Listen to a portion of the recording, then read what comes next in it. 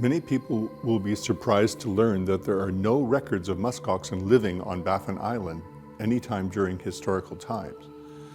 But older artists like PAOUTA, who was born early in the 20th century, could have seen remains of these animals on the land, and perhaps in his travels, and quite likely he saw pictures in books and magazines and maybe even saw muskoxen in films. Muskoxen are fascinating animals, so it's no surprise to me that they would have intrigued a hunter and artist like PAOUTA.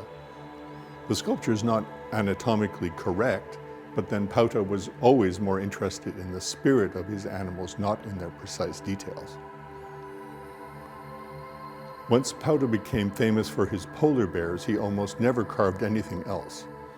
This superb muskox from around 1962, so quite early in his career, is probably his earliest sculpture of the animal, and it absolutely ranks as one of PAOUTA's earliest and greatest masterpieces.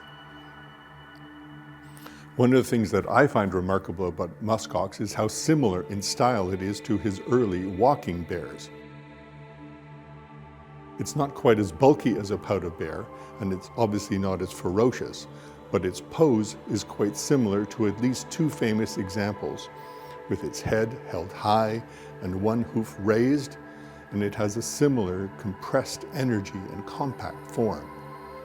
But don't forget, it dates a year or two before these bears, so maybe we should be looking at this muskox as a prototype of his later famous bears.